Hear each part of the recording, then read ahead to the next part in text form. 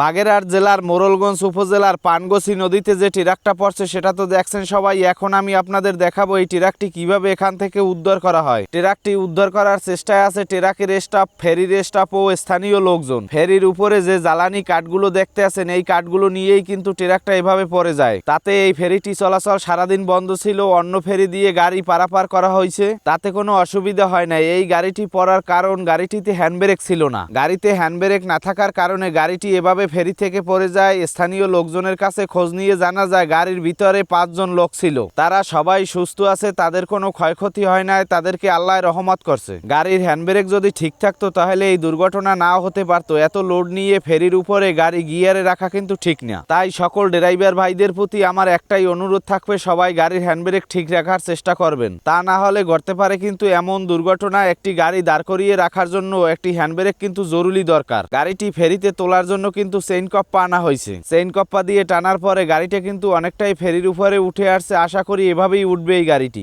দেখতে আছেন গাড়িটি কিন্তু প্রায় ফেরির উপরে উঠে গেছে, আর অল্প একটু বাকি আছে, সেটু উঠলেই হয়। গাড়িটিতে হ্যান্ডব্রেক ছিল না, তাতেও কোনো সমস্যা ছিল না যদি গাড়িটির চাক্কায় যোগান দেওয়া থাকতো। ফেরিতে উঠার পরে আপনাদের যদি হ্যান্ডব্রেক নাও থাকে তাহলে অবশ্যই চাক্কায় যোগান দিয়ে নেবেন। অনেকে বলতে পারে আমরা সেটা জানি, তোমার বলার প্রয়োজন নাই। জানতো কিন্তু এই ট্রাকটির স্টাফরাও, তারাও কিন্তু ভুল করছে। একবার ভাবুন তো, গাড়ির ভিতরে যে লোকজন ঘুমেছিল তাদের কি অবস্থা হইতো। এখন আমরা দেখতে আছি গাড়িটি কিন্তু ফেরির উপরে উঠে গেছে, আল্লাহর রহমতে এখন আর কোনো সমস্যা নাই। গাড়িটি ফেরিতে ওঠার পরে কিন্তু খুশিতে আছে সবাই। গাড়িটি কিন্তু টেনেই নিয়ে যাচ্ছে তারা। দোয়া রইল সবার জন্য, ভালো থাকবেন সবাই।